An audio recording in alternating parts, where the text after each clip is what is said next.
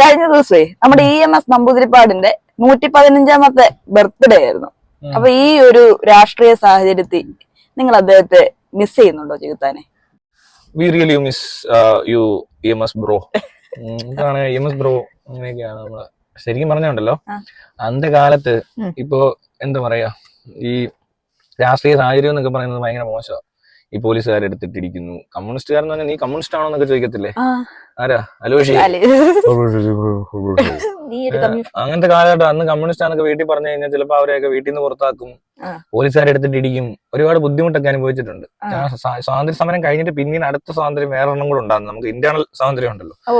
ഈ ജാതി വ്യവസ്ഥ അങ്ങനത്തെ സാധനങ്ങൾക്കെല്ലാം എതിരെ ഇവർ ഫൈറ്റ് ചെയ്തുകൊണ്ടിരിക്കുകയാണ്. അപ്പൊ ഏറ്റവും ഹൈ ക്ലാസ് ഒരു സൊസൈറ്റിയിൽ നിന്ന് ഒരു മനുഷ്യൻ, അവര് ഈ AKG ഇങ്ങനെയുള്ളവരുടെ എല്ലാം പ്രത്യേകതകൾ അതൊക്കെ തന്നെയാണ്. സ്വന്തം ജീവിതമൊക്കെ അങ്ങ് മാറ്റിവെച്ച് രാഷ്ട്രീയത്തിന് വേണ്ടി അല്ലെങ്കിൽ എന്തോ ഒരു ഐഡിയോളജി എന്തോ ആയിക്കോട്ടെ, അപ്പൊ ശ്രീ ഗുരുദേവൻ ഉണ്ടല്ലോ, ശ്രീനാരായണ ഗുരു, ഇങ്ങനെയുള്ളവരൊക്കെ ഇറങ്ങി അങ്ങ് പുറപ്പെട്ടേക്കുവാണല്ലോ. പിന്നെ ഇപ്പൊ ഉള്ളത് ഇപ്പൊ ഞാൻ മാത്രമേ ഉള്ളൂ കേരളത്തില്. അല്ല, ഇങ്ങനെ ജീവിതത്തിൽ അതെ, ഞങ്ങൾ അങ്ങനത്തെ ആൾക്കാരെ പിന്തുടരുന്ന ആളുകൾ ഉണ്ടോ ഇവിടെ? ഞങ്ങൾ വിട്ടുകൊടുക്കത്തില്ല. മരിക്കുന്നിടം വരെ പോരാടും.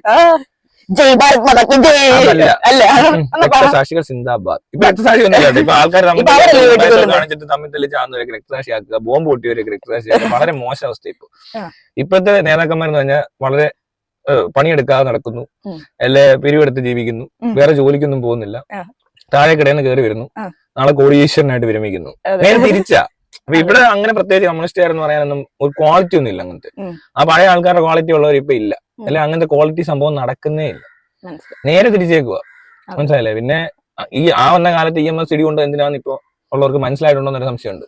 അല്ലെങ്കിൽ EMS എന്തിനാണ് അയാളുടെ കുടുംബത്തിലെ അയാളുടെ സ്വത്തുക്കളെല്ലാം നാടിന് കൊടുത്തതോ പാർട്ടിക്ക് കൊടുത്തതോ എല്ലാം ഉപേക്ഷിച്ചോ ലാസ്റ്റില് വളരെ കുറച്ച് സ്ഥലത്തിലെങ്ങാണ്ട് ജീവിച്ച് ചെറിയ ശമ്പളത്തിൽ ജീവിച്ച മനുഷ്യനാണ്. അങ്ങനെ ക്വാളിറ്റി ഉള്ളവരുണ്ട്. അങ്ങനെ ചെയ്യത്തില്ല അവർ. അത് ശരി, അങ്ങനെയുള്ളവർ ഇപ്പോഴും ഉണ്ട്. താനും അവരൊന്നും ആരും അറിയത്തുപോലുമില്ല. മറ്റവര് ഇപ്പൊ പിന്നെ വേറെ കാര്യം, ഈ വന്ന കാലത്ത് നടക്കുമെന്ന് ചോദിച്ചാല് ഒരു പരിധി കൂടുതൽ നടക്കത്തുമില്ല. കാരണം ഇപ്പൊ ഉള്ളവർക്ക് പബ്ലിസിറ്റി വേണം, മറ്റേത് വേണം, മറിച്ച് വേണം, നിറഞ്ഞിരിക്കണം, അങ്ങനത്തെ കുറെ പരിപാടികളുണ്ട്. പക്ഷെ എന്നാൽ പോലും ഇങ്ങനെയുള്ളവരെ പ്രൊമോട്ട് ചെയ്യത്ത് പോലും ഇല്ല. നമ്മുടെ ആളുകൾ മാറിയല്ലോ. അവർക്ക് ആ മറ്റേ സാഹചര്യം ഇല്ല. മറ്റേ ഇപ്പോഴത്തെ കൊയ്ത്തരിവാളില്ല, അരിവാളില്ല, ചുറ്റിയുണ്ട്.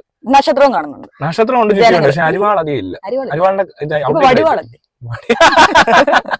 വടിവാൾ ചുറ്റിയ നക്ഷത്രം എന്നാക്കി മാറ്റേണ്ടതാണോ? അതാണ് എന്റെ അഭിപ്രായം. ഓഹോ, അത് ശരിയാണ്. അരിവാളില്ല, കൊയ്ത്ത് മെഷീൻ ചുറ്റിയ നക്ഷത്രമൊക്കെയാണ്. അതുകൊണ്ടാണ് ഈ സാധനം കൊയ്ത്ത് പരിപാടിയൊക്കെ കുറഞ്ഞു. അപ്പൊ അതുകൊണ്ടായിരിക്കും ചിലപ്പോ ആ ഒരു സാധനത്തിന് ചെറിയൊരു വ്യത്യാസം ഉണ്ട്. കൈപ്പത്തി ഇപ്പോഴും കൈപ്പത്തി. അതുകൊണ്ട് അതൊക്കെ അങ്ങനെ നടക്കുന്നുണ്ട്. ജർക്ക വലിച്ചു വലിച്ച് ചോര തുപ്പുന്നതിന്റെ ഇന്ത്യ ഇപ്പോൾ ഇറങ്ങിപ്പോയ കൃഷ്ണേട്ടന്മാരെ പോലുള്ള സെൻസ് വേണം, സെൻസിറ്റിവിറ്റി വേണം, സെൻസിറ്റിവിറ്റി വേണം, അങ്ങനെയുള്ള ഇവരുടെ ഇന്ത്യ. ഐശ്വര്യ സുസ്മിത സെൻ ശ്രേണികളിലേക്ക് മക്കളെ കൈപിടിച്ച് വളർത്തുന്ന കൊച്ചുമാരുടെ ഇന്ത്യ. നീ എന്തെന്നറിയണം, അല്ല ഇന്ത്യ എന്തെന്നറിയണം, മനസ്സിലായി? അങ്ങനെയൊക്കെ ഉണ്ട്. അപ്പൊ അതുപോലത്തെ ഒരു കാലഘട്ടത്തില് ആ ഒരു സാഹചര്യം മനസ്സിലായി അവരങ്ങനെ ജീവിതം മാറ്റി വെച്ച് കഴിഞ്ഞാൽ അയാൾക്കൊക്കെ ഒരുപാട് റെസ്പെക്ട് കിട്ടും. അതൊക്കെ എന്നും അങ്ങനെ തന്നെ കിട്ടിക്കൊണ്ടേയിരിക്കും. അത് മനസ്സിലാക്കാൻ ബോധമുള്ളവർക്ക് അത് മനസ്സിലാകത്തുള്ളൂ. ഇപ്പോഴത്തെ ആൾക്കാർക്കോട് പറഞ്ഞു കഴിഞ്ഞാൽ മഹാത്മാഗാന്ധിയെ കണ്ടില്ലേ? എന്തിനാ മഹാത്മാഗാന്ധി ജീവിച്ചത്? മഹാത്മാഗാന്ധിക്ക് തന്നെ ഇപ്പൊ സംശയം ഉണ്ടെങ്കിൽ എന്തിനാ പുള്ളി ഇതൊക്കെ എഴുതാൻ പോയത്? ഏതാ മറ്റേ എന്റെ സത്യാന്വേഷണം ഞാനൊന്നും എഴുതുന്നുണ്ട്.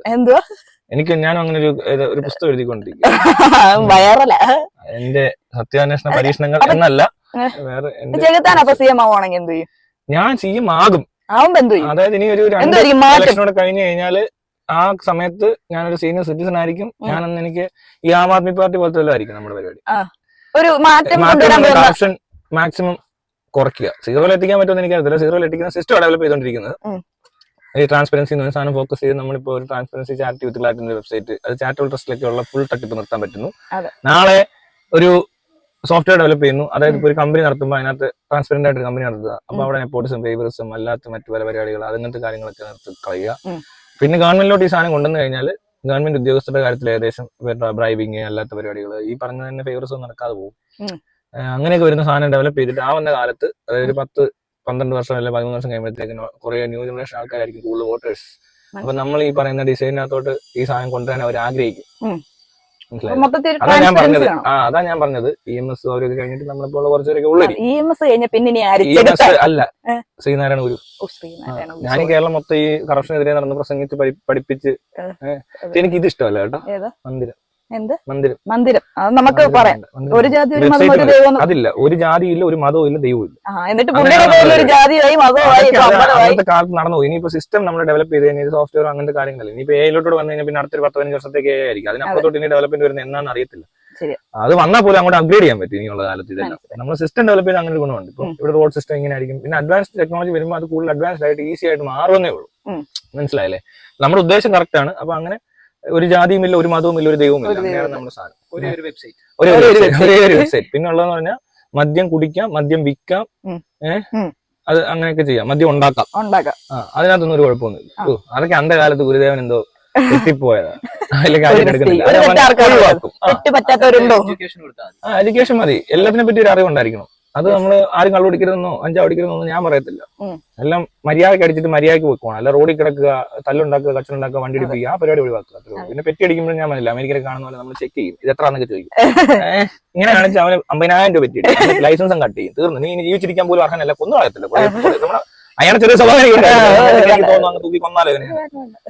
അല്ല, റേപ്പ് പരിപാടിയൊക്കെ വളരെ എവിഡന്റ് ആണെങ്കിൽ പിന്നെ ഈ വന്ന കാലത്ത് ഈ വക്കീലന്മാർക്കൊന്നും നമ്മൾ ചാൻസ് കൊടുക്കത്തില്ല അധികം. മനസ്സിലായില്ലേ? അപ്പൊ തന്നെ ഫിനിഷ് ചെയ്യും. കാരണം എന്താണെന്നറിയോ, ഇവരൊരിക്കലും നന്നാൻ പോകുന്നില്ല. എനിക്ക് ഏതൊരുത്തിനെ എടുത്ത് നോക്കിയാൽ ഇങ്ങനത്തെ സൈക്യാട്രിക് ക്രിമിനൽസ് ഉണ്ടല്ലോ, ഈ പറഞ്ഞ പോലത്തെ റിപ്പർ പോലത്തെ ആൾക്കാർ കിട്ടിക്കഴിഞ്ഞാൽ അവർ പിന്നെ ഇറങ്ങിയാൽ അവർ തന്നെ അറിയാതെ അത് തന്നെ ചെയ്തോണ്ട് മാനസിക പ്രശ്നം കൂടാണ്. അതിന് കറക്ഷൻ ചെയ്യാൻ മരുന്നില്ലായാലും അപ്പൊ അതിനെ എലിമിനേറ്റ് ചെയ്യുന്നത് നല്ലത്. അല്ലാതെ എവിടെ ഇട്ടാലും അത് നമുക്ക് എപ്പോഴും ഒരു കുറച്ച് ആൾക്കാരുടെ ശ്രദ്ധ വേണ്ട പോലെ അങ്ങ് ഇരിക്കുക. ഇപ്പൊ ഒരാൾക്ക് ശരിയാ, വേറൊരു അസുഖമാണെന്ന് വിചാരിക്കുക, മറ്റുള്ളവരെ ഉപദ്രവിക്കുന്നില്ല, കൊല്ലുന്നില്ലെങ്കിൽ അതിനെ ശ്രദ്ധ കൊടുത്തില്ലെങ്കിലും കൊടുത്താലും നല്ലതാ. കൊടുത്തില്ല പ്രശ്നമൊന്നും അതിൽ അയാൾക്ക് മാത്രമേ പ്രശ്നമുള്ളൂ. പക്ഷെ ശ്രദ്ധ കൊടുക്കുമ്പോൾ അയാൾക്ക് ഒരു ഗുണമുണ്ടെങ്കിൽ ആൾക്കാർ കൊടുക്കും. ഇത് അയാൾക്കും ഗുണമില്ല, അയാൾ ഇറങ്ങിപ്പോയാലോ അവൾ വെട്ടിച്ചു പോയാലോ എല്ലാം പ്രശ്നം. അതിനൊന്നും അങ്ങനെ വെച്ചോണ്ടിരിക്കേണ്ട ഒരാവശ്യം എന്റെ നോട്ടത്തിലില്ല. പിന്നെ നമ്മൾ വന്ന് കഴിയുമ്പോൾ ഇവിടുത്തെ പോലീസുകാർ കുറച്ചുകൂടെ പവർഫുൾ ആക്കണം. ഇങ്ങനത്തെ മണമണാഞ്ഞ പോലീസ് പറ്റത്തില്ല. കുഴപ്പക്കാരാണ് രണ്ട് അടി കൊടുക്കുന്നതാണ് ഈ നാട്ടിൽ പറ്റും. ഇത് ഈ മറ്റേ അമേരിക്കയിലും യു കെയിലും ഒക്കെ ഉണ്ടാക്കി നിൽക്കുന്ന സിസ്റ്റം കണ്ടിട്ട് ജനമൈത്രി വളരെ ഡീസന്റ് ആയിട്ട് അവിടുത്തെ ആൾക്കാരോട് ഡീസന്റ് ആയിട്ട് ഇടപെട്ടാൽ കുഴപ്പമില്ല. ഇവിടുത്തെ ആൾക്കാരോട് ഡീസന്റ് ആയിട്ട് ഇടപെടാൻ അവൻ ഡീസൻസി എന്താണെന്ന് അറിയാത്തവൻ അപ്പുറത്ത് നിൽക്കുന്നത്. പോലീസുകാരൻ മാത്രം ഡീസന്റ് ആയ പോലീസുകാരൻ അടികൊള്ളത്തേ ഉള്ളൂ. അതിനുള്ള സാഹചര്യം ഇവിടെ ആയിട്ടില്ല. അത് ഞാൻ ഭരണത്തിൽ കയറി ഒരു ടേം കഴിയുമ്പോൾ ഇവിടുത്തെ സാഹചര്യത്തിലേക്ക് അവരെ നമ്മളെ എഡ്യൂക്കേറ്റ് ചെയ്യും കുറച്ചുകൂടി. അത് കഴിഞ്ഞ് നമ്മൾ വീണ്ടും ഉണ്ട്, അത് ഒരുപാടുണ്ടായിട്ടാണ് ഇങ്ങനത്തെ നിയമത്തിൽ മാറ്റങ്ങളൊക്കെ വരുന്നത്. പക്ഷെ എങ്കിൽ പോലും നിങ്ങൾ പബ്ലിക്കിലൊന്നും പോലീസിനെ തല്ലുന്ന സീനോ ഉടക്കുന്ന സീനോ ഒന്നും കാണിക്കാൻ പാടില്ല. അതിനൊക്കെ അവന്മാരെ അടിക്കും. ആ പുറത്താണ് പിടിച്ചോണ്ട് വന്നത്. ഇങ്ങനെയൊക്കെ തന്നെ മറ്റേ കറണ്ടടിപ്പിക്കുന്ന സാധനമൊക്കെ ഉണ്ടോ? ഇവിടെ ഒന്നും ഇല്ല. പോലീസ് അങ്ങനത്തെ മറ്റേ പല എക്യുപ്മെന്റ്സും വേണ്ടതാ, അതൊന്നും പ്രൊവൈഡ് ചെയ്തിട്ടില്ല. ഇവിടുത്തെ നാട്ടുകാർ വിചാരിച്ച പോലീസുകാരെ കൂട്ടത്തിൽ തല്ലി ഓടിക്കാൻ പറ്റും. അതുകൊണ്ട് അതൊന്നും നടക്കാൻ പാടില്ല. പിന്നെ പക്ഷെ അവർക്ക് ഫുൾ ഫ്രീഡം ഇല്ലല്ലോ. തലയില് വേണമല്ലോ, ജനങ്ങളാണല്ലോ. ഇപ്പൊ കുറച്ച് പൈസയും പദവിയുള്ള ഒരുത്തിനൊരു തെറ്റ് ചെയ്യുവാണെങ്കിൽ പോലീസുകാർക്ക് മിണ്ടാൻ പറ്റത്തില്ലല്ലോ. ഇപ്പൊക്കെയാണ് കേക്ക് മുറിക്കുന്ന സീനൊക്കെ ഉണ്ട്. കേക്ക് മുറിക്കും, പുള്ളിയുടെ അടുത്ത് നടക്കൊന്നുമില്ല. എന്ത് നടക്കാതിരിക്കും ഇതൊക്കെ അങ്ങനെയൊക്കെ ജയിക്കുന്ന ആൾക്കാർ പിടിച്ചെടുക്കും. പ്രായം കൂടെ ആയാലൊന്നും പറയാൻ പറ്റാതിരിക്കും. 115ാമത്തെ ബർത്ത്ഡേ 115 വയസ്സ് കണ്ണും കാണത്തില്ല, ചെവിയും കേൾക്കത്തില്ല, ഇരിക്കുന്ന ആളെ പിടിച്ച് നടുക്ക് നിർത്തിട്ട് മറ്റേ ഈമസിനെ അറിയാമോ, ഞങ്ങളുടെ ഈമസിനെ അറിയാമോ പറഞ്ഞ പാട്ടൊക്കെ വരും. ഇതൊക്കെ മാർക്കറ്റിങ്ങിന് യൂസ് ചെയ്യുന്ന സാധനങ്ങളാ. അല്ലാതെ ഈ പറഞ്ഞ പോലെ ഈ കഴിഞ്ഞിടയ്ക്ക് ബോംബ് പൊട്ടി ആരാണ്ട് ബോംബ് നിർമ്മാണത്തിനിടയിൽ കൊല്ലപ്പെട്ടു എന്നാണ്ട് പറഞ്ഞു കഴിഞ്ഞാൽ അവർക്ക് എന്താണ്ട് മണ്ഡപം പണിയൊക്കെ ചെയ്തു. വീരമൃത്യു അടിഞ്ഞ സഖാക്കൾ അങ്ങനത്തെ സാധനമൊക്കെ ഇപ്പൊ നടക്കുന്നുണ്ട്. ഇപ്പോഴത്തെ രാഷ്ട്രീയക്കാരെ കൂടുതൽ പേര് എടുത്ത് നോക്കിയോ വേറൊരു പണി അറിയത്തില്ല, തരികിട ഉടായ്പ്, പിന്നെ ഇതിനകത്ത് കട്ടുമുടിച്ച് കോടികൾ. എന്നാൽ നേരെ മറിച്ച് അന്നുണ്ടാകുന്ന ഒരു ഇടിയും കൊണ്ട് ചവിട്ടും കൊണ്ട് അത് പല രീതിയിൽ പീഡനങ്ങൾ അനുഭവിച്ച് ഈ പിണറായി വിജയൻ അടക്കമുള്ളവർക്ക് ആ ഹിസ്റ്ററി ഉണ്ട് കേട്ടോ. അതുകൊണ്ടൊക്കെ ഈ പിണറായി വിജയനെ എനിക്കിഷ്ടം. പുതിയ ജനറേഷൻ അല്ല അവരൊന്നും, കുറച്ച് എന്തൊക്കെയാണെങ്കിലും കഷ്ടപ്പെട്ടിട്ടുണ്ട്. പിന്നെ അയാൾ ചെയ്തേക്കുന്നതിനകത്തൊന്നും എനിക്ക് പ്രശ്നം തോന്നിയിട്ടില്ല. ഇച്ചിരി ധാർഷ്ട്യം എന്ന് പറയുന്നത് ശരിക്കും ഒരു അഡ്മിനിസ്ട്രേറ്റീവ് പവറാ, അയാൾ കൃത്യമായിട്ട് യൂസ് ചെയ്യുന്നുള്ളത്. അത് ഈ നാട്ടിൽ ഞാൻ പറഞ്ഞില്ലേ ഇപ്പൊ അങ്ങനെ പറയേണ്ട സ്ഥലങ്ങളുണ്ട്. എന്ന് വെച്ചാൽ അങ്ങനെ ട്രെയിൻ ആയിട്ടുള്ള മനുഷ്യരോട് അങ്ങനെ തന്നെ അയാൾ അങ്ങനെ ബിഹേവ് ചെയ്ത് പറ്റത്തുള്ളൂ. അല്ല ഇവിടെ വന്നുകൊണ്ട് ഉമ്മൻചാണ്ടി മെഴുകിയ പോലെ മെഴുകി കഴിഞ്ഞാൽ അവിടെ ഇവിടെ ചുമ്മാ കുളമാകത്തേ ഉള്ളൂ. എനിക്ക് ഉമ്മൻചാണ്ടി ഇഷ്ടമല്ല, അങ്ങനെ മെഴുകുന്ന ആൾക്കാരെ എനിക്ക് ഇഷ്ടമല്ല. പ്രത്യേകിച്ച് ഒരു പവർഫുൾ പൊസിഷനിൽ ഇരുന്ന് മെഴുകരുത്. മനസ്സിലായില്ലേ? ഇത് കുഞ്ഞു കളിക്കുന്ന പോലത്തെ ആൾക്കാരെ സന്തോഷിപ്പിക്കാനും കാണിച്ചിട്ട് ഡ്രാമയാണ്. ആ ഡ്രാമ എന്താണെങ്കിലും പിണറായി വിജയൻ കളിക്കുന്നില്ല. അതിനകത്ത് ആ ക്വാളിറ്റി എനിക്ക് കുറച്ച് കഴിയുമ്പോൾ മനസ്സിലായിക്കോളും. അഴിമതി എല്ലാ സ്ഥലത്തും ഉണ്ട്. ഇതിൽ കൂടുതൽ ഇതിനു മുമ്പുണ്ട്. ഇപ്പൊ കുറച്ചുകൂടെ കുറയുന്നുണ്ട്. ഇനി മുന്നോട്ട് പോകുമ്പോൾ കുറഞ്ഞു ഞാൻ വന്നില്ലേ, ഞാൻ അവിടെ എത്തുമ്പോൾ അഴിമതി 2 വർഷമാകുമ്പോൾ ചേർത്താനാവുമല്ലോ. 2 വർഷം 10 വർഷം 12 വർഷം കഴിയുമ്പോഴേ ചേർത്താൻ. ഇതൊക്കെ നോട്ട് വെച്ചേക്ക് കേട്ടോ, എല്ലാവരും ഓർത്ത് വെച്ചോ, അത് നടക്കും. പിന്നെ ആൾക്കാരുടെ പൊതുവെ വിരോധമൊന്നുമില്ല. അതിനെ ചീത്ത വിളിച്ചാലും നല്ലതൊന്നും ഞാൻ മൈൻഡ് ചെയ്യാൻ പോകും. അവർക്ക് എന്തെങ്കിലും ആവശ്യം വന്നാലും നമ്മളൊക്കെ ആവശ്യം മനസ്സിലാക്കി ചെയ്യാന്നുള്ള സ്വഭാവമൊക്കെ ഉള്ളു. അതായത് എനിക്ക് ആരുടെ ദേഷ്യം നിന്നേരെ തോന്നിട്ടില്ല. അതുകൊണ്ട് അതും ഒരു പ്രശ്നമല്ല. അപ്പൊ വെറുതെ എന്നോട് ദേഷ്യം പിടിച്ചിട്ട് കാര്യമില്ലെന്നുള്ളതാണ് അതിനകത്ത് ഞാൻ മനസ്സിലാക്കുന്നത്. അവർക്കത് മനസ്സിലാവണം. അതെ അപ്പോഴാണല്ലോ CM ആവാൻ പറ്റത്തുള്ളൂ. അതെ അതെ അത് അവർക്ക് മനസ്സിലാവുന്നതാണ്. നമ്മുടെ systematic approach to the corruption and മറ്റേ അതന്നെ correct. Life yes yes in the you are the right. and animals in the nature, trees, Yes.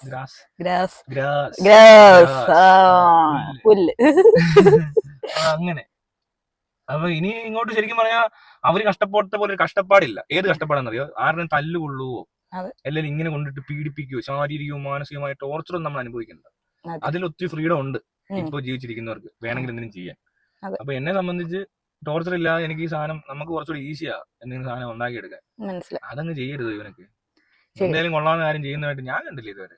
ഇവരെല്ലാം ചുമ്മാ സമയം കളയുക. കുറച്ച് പൈസ ഉണ്ടാക്കുന്നുണ്ടല്ലോ. അവനവന് കാശുണ്ടാക്കാൻ പറ്റുന്ന പരിപാടികൾ എന്തെങ്കിലും കിട്ടിയാൽ അവത്തെ പിടിക്കും. ജനങ്ങൾക്ക് ഗുണമില്ലല്ലോ, അവർക്ക് ഗുണമുണ്ട്. കാര്യങ്ങളല്ല കൂടുതലും ചെയ്യുന്നത്. പിന്നെ ഇവിടെ സമരം ചെയ്താൽ എന്തോ ചെയ്യുന്നത്? പാർട്ടിക്കെതിരെ സമരം ചെയ്യും. ഒരു പാർട്ടിക്കാരൻ വേറൊരു പാർട്ടിക്കാരെതിരെ സമരം ചെയ്യും. പ്രശ്നം ഉണ്ടായാലും അതെന്ത് ചെയ്തിട്ടാണെന്ന് നോക്കത്തില്ല. ശരിയാ, സമരം ചെയ്യുമെന്ന് പറയും, പക്ഷെ സ്വന്തം പാർട്ടി അഴിമതി ചെയ്താൽ സമരം ചെയ്യത്തില്ല. അല്ല, സമരത്തിൽ വരുന്ന പലർക്കും അറിയത്തില്ല എന്തിനാ സമരം ചെയ്യുന്നത്. അങ്ങനെയുള്ളവരും അവർക്ക് അറിഞ്ഞില്ലെങ്കിലും കുഴപ്പമില്ല. ഇവര് അറിയാവുന്ന പറഞ്ഞു ബിരിയാണിയും കിട്ടും, 500 രൂപയും കിട്ടും. അതിലും വലിയ പാർട്ടികൾ ഇതിന് മുന്നിൽ നിന്നിട്ട് അറിയാമെന്ന് പറയുന്നവരുണ്ട്. അവർക്ക് അറിയാവുന്ന കാര്യം എന്ന് പറഞ്ഞാൽ നേരെ എതിർ പാർട്ടികൾ ആരൊക്കെ ഉണ്ടോ അവരൊക്കെ എന്തെങ്കിലുമൊക്കെ ചെയ്യുകയോ അവർക്ക് അവരുടെ കൃത്യനിർവഹണത്തിൽ എന്തെങ്കിലും തരത്തിലുള്ള പരാജയം സംഭവിക്കുകയോ അഴിമതി നടത്തുവോ, അല്ലെ പിന്നെ ഈ പറഞ്ഞ പോലെ നിരുത്തരവാദിത്ത മറ്റേ സാധനം ഉണ്ടല്ലോ, ഇറസ്പോൺസിബിൾ ഇഡിയറ്റ്സ് ഓഫ് ഇന്ത്യ, അങ്ങനെ ചെയ്താൽ അവർ സമരം നടത്തും. അല്ലാതെ സ്വന്തം പാർട്ടിയിൽ ഇതിനും വലിയ അഴിമതി, റെസ്പോൺസിബിലിറ്റി അല്ലെങ്കിൽ എന്ത് നടന്നാലും അവർ മൈൻഡ് ചെയ്യത്തില്ല. ഇപ്പൊ സമരം നടത്താനാണ് ഇഷ്ടം പോലെ സമരം നടത്തുന്നത്. ന്യായീകരണങ്ങളുണ്ടല്ലോ, ന്യായീകരിക്കല്ലോ വേണ്ട, കറക്റ്റ് ചെയ്യല്ലോ വേണ്ട. അതന്നെ ഇടപാട്. കറക്ഷൻ ചെയ്യുന്നില്ല, സമരം നടന്നാലും കറക്റ്റ് ആവുന്നില്ലെന്ന്. ഇവരിതിന് ഇത്ര സമരം ചെയ്യുന്നത് എനിക്ക് അറിയത്തില്ല. ശരിക്കും ഞാൻ പറയാം, ഞാൻ പറഞ്ഞ പോലത്തെ ഒരു സിസ്റ്റമാണ് ഡെവലപ്പ് ആവുന്നതെങ്കിൽ ട്രാൻസ്പെറന്റ് ആയിട്ട് കറപ്ഷനാണ് ഫസ്റ്റ് കൾപ്രിറ്റ് ഈ രാജ്യത്ത് നശിച്ചിരിക്കുന്നതിന്റെ. അത് കറക്റ്റ് ചെയ്താൽ തന്നെ പുരോഗമനം മാത്രമേ ഉള്ളൂ. അപ്പൊ ഏറ്റവും നല്ലൊരു ഭരണത്തിന് വേണ്ട മെയിൻ കാര്യം ട്രാൻസ്പെറൻസി ഫോക്കസ് ചെയ്തുകൊണ്ട് എന്ത് ചെയ്താലും അതിനകത്ത് കറപ്ഷൻ കൊണ്ടുവരാൻ നമുക്ക് പറ്റത്തില്ല. കാരണം നാട്ടുകാർ മുഴുവൻ കാണുക. ഈ മലയാളികളോ അല്ലെ ലോകത്തുള്ള മുഴുവൻ മനുഷ്യനും നമ്മുടെ ഗവൺമെന്റിനെ ഓഡിറ്റ് ചെയ്യാൻ പറ്റും. അപ്പൊ താങ്കൾ ആലോചിച്ചത് എല്ലാ എക്സ്പോർട്സ് ഓഡിറ്റ് ചെയ്യും. മനസ്സിലായില്ലേ? ഇവിടുത്തെ ഏറ്റവും ടോപ്പ് മറ്റവൻ മറ്റവൻ ആറട്ടണൻ എന്നൊക്കെ പറഞ്ഞ വലിയ വലിയ ആൾക്കാർ ഓഡിറ്റ് ചെയ്യും. ജലിൻ ജോസ് പെരേരൊക്കെ ഓഡിറ്റ് ചെയ്ത് കഴിഞ്ഞാൽ പിന്നെ വല്ല കറപ്ഷൻ നടക്കുമെന്ന് എനിക്ക് തോന്നുന്നു. മഹാന്മാരായ ആൾക്കാരാണ് ഓഡിറ്റ് ചെയ്യാൻ പോകുന്നത്. അത് നോക്കിയാൽ ഇപ്പൊ എനിക്ക് വേണം ഇപ്പോഴത്തെ ഗവൺമെന്റ് ഓഡിറ്റ് ചെയ്യാൻ എവിടെ നോക്കിയിട്ട് ചെയ്യും. അവരിപ്പോ ഇവിടെ റോഡ് പണിയാൻ പോവുക, അല്ല അവിടുത്തെ ഹൈവേ വരാൻ പോവുക, അത് എത്ര രൂപയ്ക്കാണ്, എന്ത് കൊട്ടേഷൻ, ഏത് കോൺട്രാക്ടർ, ഇതിലും കുറച്ചുണ്ടോ, മറ്റു കോൺട്രാക്ടർമാർ ഉടനെ വന്നിട്ട് പറയും ഇത് ഇതിനകത്ത് കുഴപ്പമുണ്ട്, ഞങ്ങൾ ഇതിൽ നന്നായിട്ട് ചെയ്യാൻ പ്ലാൻ ചെയ്തേക്കുന്നത്, ഞങ്ങളുടെ ടെക്നോളജി കുറച്ചുകൂടെ നല്ലതാണ്, ഇതിന് ഇത്ര ലൈഫ് ഉണ്ട്, ഗ്യാരണ്ടി ഉണ്ട്. ആ ഗ്യാരണ്ടി എന്നൊക്കെ പറഞ്ഞ സാധനത്തിനകത്ത് എന്ത് സംഭവിച്ചാലും ഞങ്ങൾ റിപ്പയർ ചെയ്യുന്നതിന് കോൺട്രാക്ട് അങ്ങനെ വരും. ഇതെല്ലാം കൂടെ നാട്ടുകാർ സ്റ്റഡി ചെയ്ത് കഴിഞ്ഞാൽ എല്ലാവരും നാട്ടുകാർ മൊത്തം സ്റ്റഡി ചെയ്യണ്ട. അതിനകത്ത് അലിൻ ജോസ് പെരേര സ്റ്റഡി ചെയ്യേണ്ട ആവശ്യമില്ല. പക്ഷെ ആറെണ്ണം സ്റ്റഡി ചെയ്യേണ്ടി വരും. ആറെണ്ണം അപ്പൊ അതിന്റെ റിവ്യൂ ഇടും. നല്ല ടാറാണ്, നല്ല റോഡാണ്, നല്ല ലെങ്ത് ഉണ്ടോ, വെഡ്ത്ത് ഉണ്ടോ, സ്മൂത്ത് ആയിട്ട് പോവാം. എനിക്ക് ചെറിയ പ്രശ്നം പോകത്തില്ല. ടാറിനോട് എനിക്ക് പണ്ടൊക്കെ അതിനൊരു പാട്ടുണ്ടോ, ആ പാട്ടറിയാം.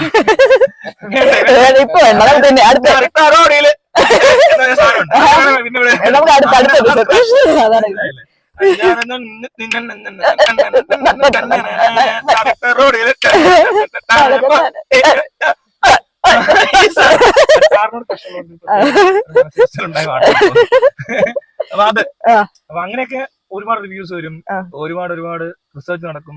പുതിയൊരു ചെറുക്കന് ചിലപ്പോൾ ഒരു പുതിയ ഐഡിയ വന്നാൽ അതിനെപ്പറ്റി മനസ്സിലാക്കും. അപ്പൊ അത് ചിലപ്പോൾ ഈ പഴയ ഒരാള് ഒരു 50 വർഷം അല്ല 50 വയസ്സ് പ്രായമുള്ള ഡിസൈനേക്കാളും മെച്ചപ്പെട്ട ഡിസൈൻ ഒരു 15 വയസ്സുകാരൻ ചിലപ്പോൾ എടുത്തിട്ടാൽ അത് നമ്മൾ അറിയും. അത് ഇംപ്ലിമെന്റ് ചെയ്തേ പറ്റത്തുള്ളൂ. അല്ലാതെ അവിടെ കിടന്നുകൊണ്ട് അവനെ അങ്ങ് ഒതുക്കി നീ സൈഡിലോട്ട് മാറി ഇതൊക്കെ ഞങ്ങൾക്കറിയാം എന്ന് പറയുന്ന സാധനങ്ങളൊന്നും നടക്കാതെ വരും. അതാണ് അതിന്റെ കറക്റ്റീവ് മെസ്സേജ്. അതിനൊരു കറക്ഷൻ ഉണ്ട് അതിനകത്ത്, അതിനൊരു സൊല്യൂഷൻ ഉണ്ട്. ചുമ്മാ ഇങ്ങനെ കിടന്ന് സമരം ചെയ്ത് അലമ്പുണ്ടാക്കി അത് പൂട്ടിക്കലല്ല. നമ്മളത് അവിടെ തന്നെ എത്തിക്കൊണ്ട് അതിന്റെ പ്രശ്നങ്ങൾ മാത്രം പരിഹരിച്ചിട്ട് ഇത് മുന്നോട്ട് എങ്ങനെ കൊണ്ടുപോകാൻ പറ്റും അങ്ങനെയൊക്കെ കൊണ്ടുപോകും. ആർക്കും ഒരു ബുദ്ധിമുട്ടുണ്ടാകത്തില്ല എന്നുള്ള 100% ഉറപ്പാണ്. അവർക്ക് മനസ്സിലാവുകയും ചെയ്യും. വന്നാൽ എല്ലാം ശരിയാവും. അതെ, ചെലുത്താൻ വരും, എല്ലാം ശരിയാവും. നമുക്ക് വോട്ട് ചെയ്യേണ്ട ചിഹ്നം എന്തോ? വോട്ട് ചെയ്യേണ്ട ചിഹ്നം ഒരു ചിഹ്നവും ഇല്ല. ട്രാൻസ്പെറന്റ് എവിടെ നോക്കിയാലും ചിഹ്നം. എന്തോ അതാണ് നിന്റെ ചിഹ്നം. അപ്പൊ തന്നെയല്ലേ ചിഹ്നം. എന്റെ തല എന്റെ മുഖം, എന്റെ ഫിഗർ, എന്റെ മറ്റേതെന്ന് പറഞ്ഞാൽ നല്ല അനുസരണമുള്ള ആൾക്കാരെ ഒന്ന് കുത്തും കേട്ടോ. അതൊന്നുമില്ലേ, അന്നൊക്കെ ആൾക്കാർ കുറച്ചുകൂടെ മെച്ചപ്പെട്ട് കാണും. അതിന് നമ്മൾ ഇപ്പൊ എന്താ ചെയ്യുന്നത് വെച്ചാൽ സകല ക്യാമ്പസുകളിലും ഓൺലൈനിലും എല്ലാം എനിക്ക് ക്യാമ്പയിൻസ് തുടങ്ങുക. ഇങ്ങനെ എന്താണ്, എങ്ങനെയാണ് ഓരോ സിസ്റ്റം വർക്ക് ചെയ്യേണ്ടത്, സിസ്റ്റമാറ്റിക് ആയിട്ട് വർക്ക് ചെയ്യാനുള്ള ഗുണങ്ങൾ എന്തൊക്കെയാണ് എല്ലാ ആൾക്കാർക്കും മനസ്സിലായിക്കൊള്ളും. അതില് നമ്മൾ ഒരു 5 വർഷം എടുത്ത് കഴിയുമ്പോഴത്തേക്കും ഇവിടുത്തെ ഏറ്റവും നല്ല ഒരു അവാർഡ്, ഏറ്റവും കൂടുതൽ ജനസേവനം, അതുപോലെ തന്നെ എന്ത് ആദരസേവനത്തിനുള്ള അവാർഡ് എവിടെ നിന്നാണോ, ഇവിടെ കിട്ടിയില്ല അമേരിക്കയിൽ നിന്നാണ് മേടിക്കണം. ഇവിടെ ഉള്ളവന്മാരെ തരത്തില്ലായിരിക്കും, പക്ഷെ ഞാൻ അവിടെ കൊണ്ട് കാണിച്ചു കഴിയുമ്പോൾ എന്നെ അവിടെ ഭരണം നമ്മുടെ കയ്യിലാണല്ലോ. അത് കഴിഞ്ഞിട്ടാണ് പറഞ്ഞു ഇത് 5 വർഷം ഞങ്ങൾ നീ എന്തുവാണ് നീ എന്തിനാണ് ഇവിടെ വന്നിരിക്കുന്നത് എന്ത് നമ്മൾ അവസാനം അടി അടി ഉണ്ടാക്കണം. എന്നിട്ട് നിന്നെ പിടിച്ച് കൊങ്ങാക്കി വിട്ടിലേക്ക് ഓർഡർ എടുത്ത് ആക്ഷൻ ആക്ഷൻ അഭിനയം മതി നാളെ ഇന്റർവ്യൂ എടുക്കുന്ന സൗണ്ട് അങ്ങോട്ട് വന്ന പ്രശ്നം റിയാസനിക്ക് വേണം കൊടുക്കാം റിയാസനിക്ക് കൊടുക്കട്ടെ